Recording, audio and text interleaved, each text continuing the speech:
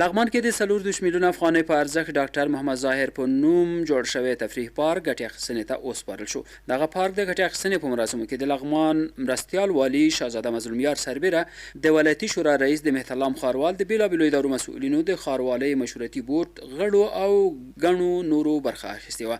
د مهترلام ښاروال نظیف الله الکوزي د معلوماتو له مخې چې د هندوستان هیواد په مالي لګښت په 15 جریبه مځکه کې سلطان غازي بابا ښارګوټي اړوند ار4 سیمه کې د هیواد پخواني لومړي وزیر ډاکټر محمد ظاهر په نوم جوړ شوی پارک یې ګټې اخیستنې ته وسپاره. نن موږ او تاسې د هغې پروژې چې د هندوستان هیواد د بودیجې نه تمویل شوې وه د ار4 په ساحه کې 15 جریبه پارک ده چې چارې سر ته رسېدلې دي.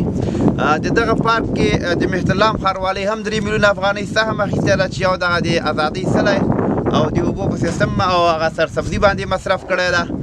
په دغې پارک کې تاسو وینئ چې یو برخه خصوصي سکتور چې فعالیت شروع کړی ده هغوی ته ورکول کېږي د تفریح دپاره ده.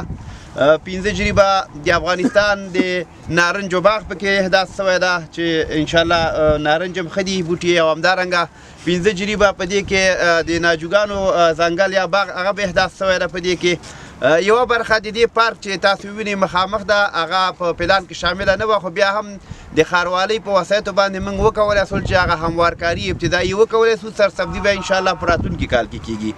نوموړی وایي په دغه پارک کې 10 میلیونه افغانۍ د هندوستان هیواد له لوري او 3 میلیونه د مهترلام ښاروالۍ له لوري د اوبو سیستم د ازادۍ څلي او سرسبزۍ کې په لګښت رسیدلی چې په 1.5 کال کې چارې بشپړې شوي. د لغمان مرستیال والي اعلی شهزاده مظلومیار خوښي وښوده چې په دې ولایت کې د رغونې لړۍ په خورا ښه شکل روانه ده. هغه د مهترلام ښاروالۍ او د سیمې له خلکو غوښتنه وکړه چې د دغه پارک په ساتنه کې ځانګړې پاملرنه ولري. د ټولو څخه د مخه د ښاروالۍ ورونو او کارمندانو او خصوصا ښاروال صاحب چې کوم تکلیف او زحمت ایستلی دی د دې پارک په رابطه باندې او هندوستان هیواد چې کوم کومک کړی دی، زه چې تشکر او مننه کوم، خدای دې خیر ورته ورکړي. دا ډېر یو مهم ځای په دې معنا باندې دی چې دا د میلو ځای دی، دا د تفریح ځای دی، دا د ورزش ځای دی. دلته ماشومان راځي، اطفال راځي. دا اوس هم زموږ او ستاسې شاته بعضې ماشومان را روان دي، دلته لوبې کوي.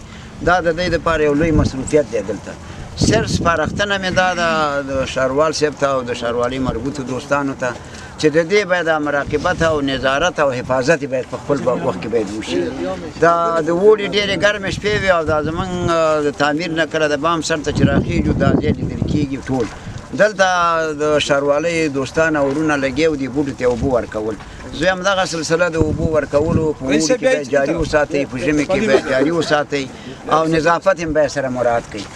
د ولایتي شورا رئیس عتیق الله عبدالرحیمزي هم خوښي وښوده چې د ځوانانو ولسونو لپاره د تفریح ځانګړی ځای جوړ شوی.